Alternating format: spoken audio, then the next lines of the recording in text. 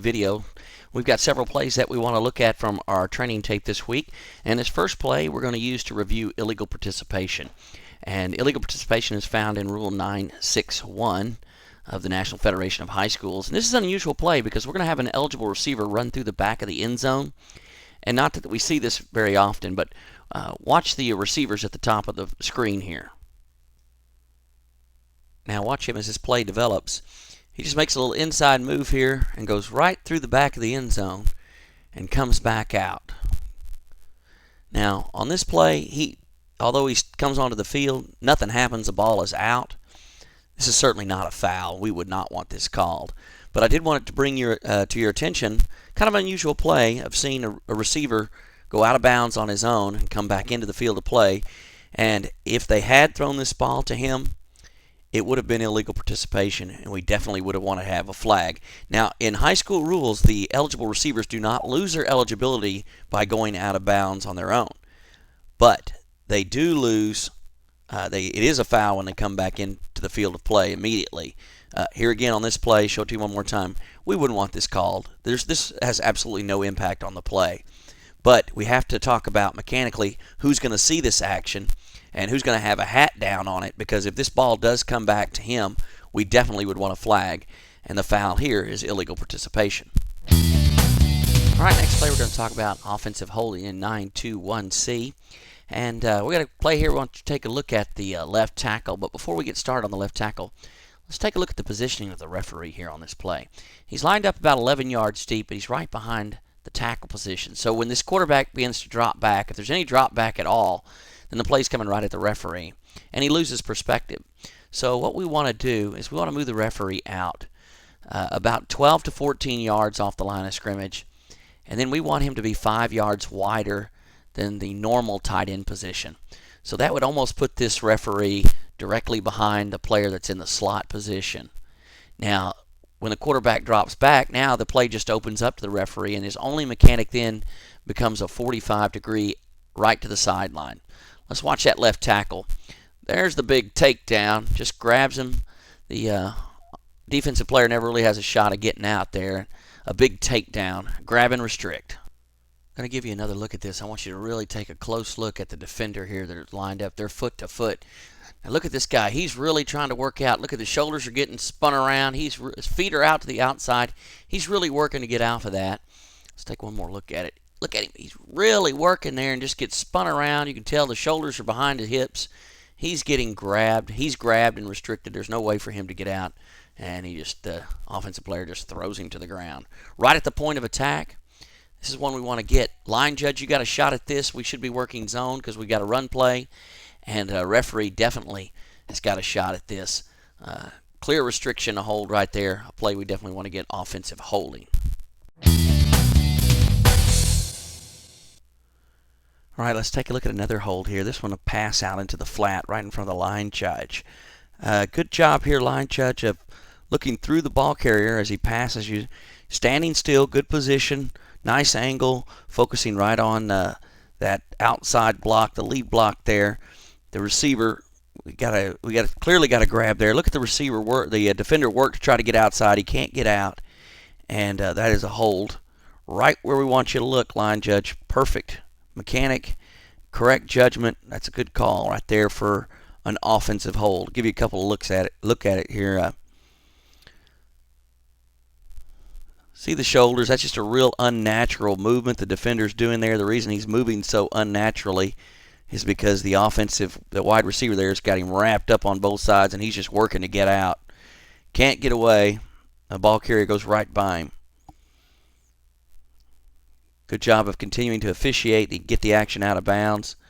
We know this play's coming back. We're just going to kill this clock. Good job here. Line judge on an offensive hold. All right, we'll take a look at another play involving offensive holding. This one also the line judge. And this is a good time to talk about reading your key and the progression of keys for the line judge or the head linesman. And what we want to do is work snap, tackle, key, zone, ball. So the first thing this line judge and head linesman are going to do, they're going to find you a good focal spot to park your eyes. You want your eyes to be still as you officiate the neutral zone. I like to focus on the shoulder of the center.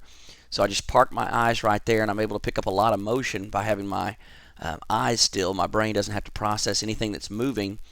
And then when he snaps the ball, I got a good look at it. If anybody jumps early, I'll be able to see those out of my peripheral vision. And I'm just watching the center and the tackle on my side, and then the wideouts. I leave the guard, the center, and the guard on the opposite side to the head linesman. And then everything on the other side of the center is the opposite wing official. I don't try to fish in his pond, so to speak. So anyway, when I see that snap, that legal snap, then I just read the tackle, and he's going to tell me whether this is pass or run. Watch on this play as the tackle is going to fire out. So we instantly should be working run, which is zone, and we're going to see the run come around the end here to the line judge, and watch this tackle on a hold here. If we go through our progression of keys, it's going to take us right to the foul. Let's look at the play. All right, now we should have our eyes parked on the shoulders of the snapper, and then we see this guard come over, pull from the opposite side, and he just grabs this defender and hooks him and slings him to the ground. Watch the right guard. Now we're working zone because we've read run, so we're just officiating this whole area, and this guy just comes right at us, and the defender's going to make the tackle, so the guard has no choice. He just hooks him and throws him to the ground. But our line judge here is focused right on the point of attack. He's properly read run. He's not covering any of the receivers going downfield. He's just reading run right there at the point of attack, and gets this obvious offensive holding. So that's a good call. Good job again of continuing to officiate and looking at the players out of bounds.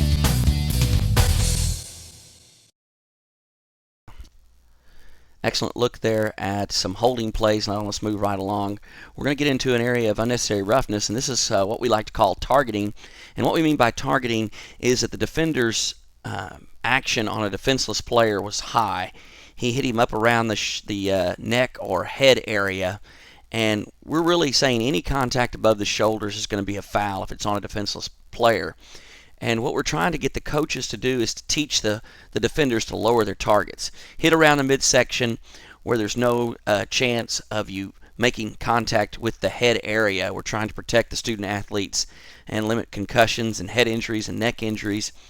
So what we're telling the officials is, if there's any doubt in your mind at all whether the contact was high, go ahead and throw the penalty flag. We'll support a targeting foul if there's any question at all. We're going to go with the officials to encourage the officials to throw these fouls, to be looking for them, and to encourage the coaches to lower the targets with the defensive backs and defensive players, so that we have no chance of having these types of fouls. So let's take a look at this play, and what I want you to do is look at the three linebackers here on the 39-yard line. Look at the linebacker that's closest to us, the strong side linebacker, and just watch him. I'm going to let this play run.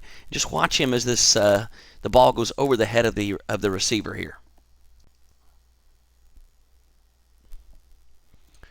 There's the hit there. We'll take a couple of looks at it. You notice the defender's helmet comes completely off. He's there on the ground picking it up. Watch for that. I'll try to give you one freeze frame. Here we go in slow motion. The play looks a little different in slow motion, but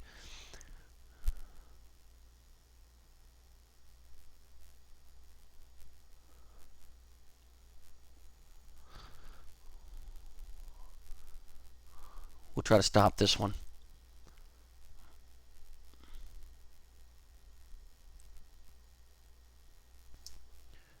There you go right there. We've got a freeze frame of that, and you can see it's kind of, I know it's not the greatest quality of video, but you can see that the helmet of the defender is up high above the shoulders, around the neck area.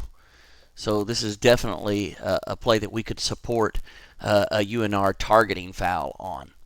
So just take a look at those and keep your eye out for them.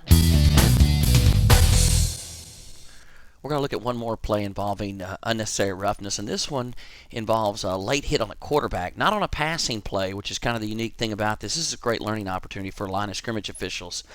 On this play, the ball carrier, the quarterback's going to hand the ball to a running back, and he's going to run away from the line judge, away from the near side of the screen here. And both the head linesman and the line judge are going to move downfield, begin tracking forward progress.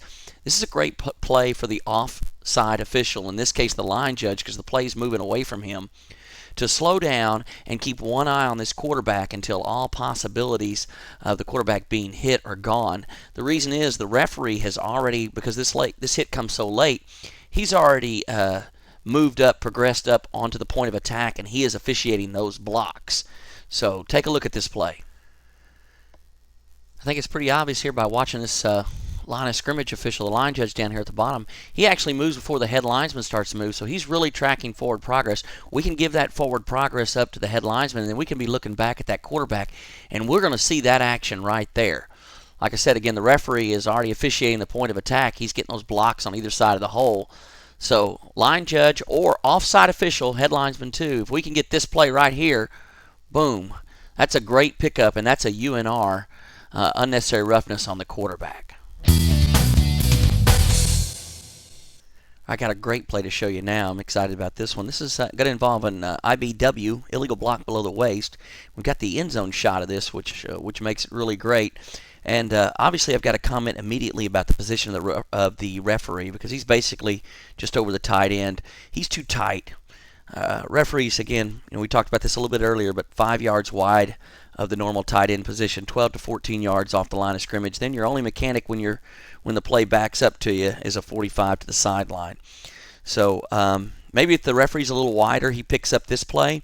So what's going to happen here is we're going to have the left guard is going to actually pull to the right on this play, and this defensive end right in front of the referee, who's unexposed here, he's going to come in and cut that pulling guard. Now notice that the quarterback is in the shotgun formation. And now he is on the line of scrimmage, and the player that he blocks is on the line of scrimmage, but we also know there's a third element besides being in the zone and being on the line of scrimmage, all players, is also the ball has to be in the zone. And this quarterback in shotgun formation is going to take the ball out of the zone immediately. So his block below the waist, he can block below the waist of the tackle that's right in front of him, but he cannot legally block anyone else below the waist in this play. Take a look at the play.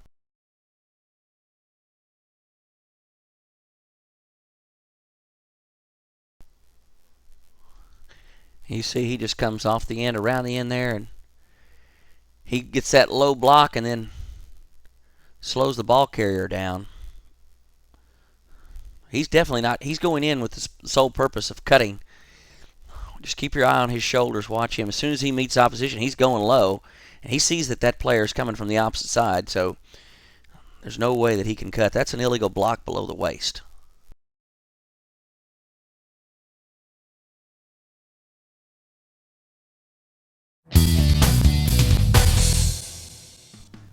That's going to wrap it up for our Week 2 training video. We hope that you got something out of your time with us.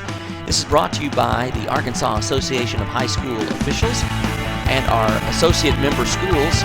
Until next week, Todd Allen for the AAHSO. Thanks for watching.